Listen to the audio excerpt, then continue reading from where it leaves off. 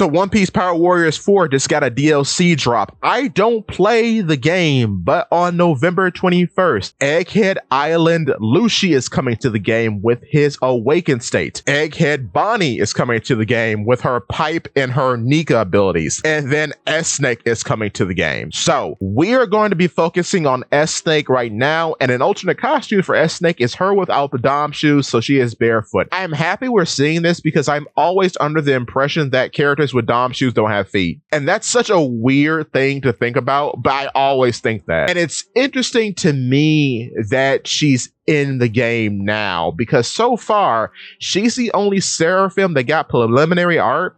Because we see this in One Piece Magazine Volume 20, in which she's dressed as a little space cadet, and I think that's super cute. But it's weird that she's the only one who got anything like this, which makes me think that she probably is going to be one of the more important ones. And I think it's no surprise or no mistake that her and S-Hawk were the premier Seraphim who helped the Marines invade Amazon Lily. I think in the future, the story is going to focus on them out of all the other Seraphims, because it's likely, as I said quite a while ago, that S-Hawk most likely will be Zoro's final opponent, because for all intents and purposes, he should become stronger than Dracula Mihawk. And like I said before, it doesn't really make sense to have these type of characters in the story only for them to amount to nothing. So I think instead of having Mihawk fight Zoro, S-Hawk is going to fight Zoro. With that being said, too, I am under the impression that at least S-Hawk and S-Snake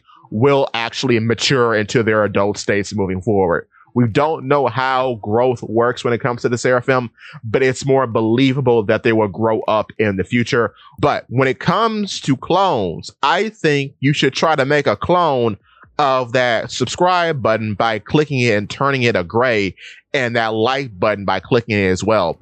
And if you can find it, please click that hype button. It's very much appreciated.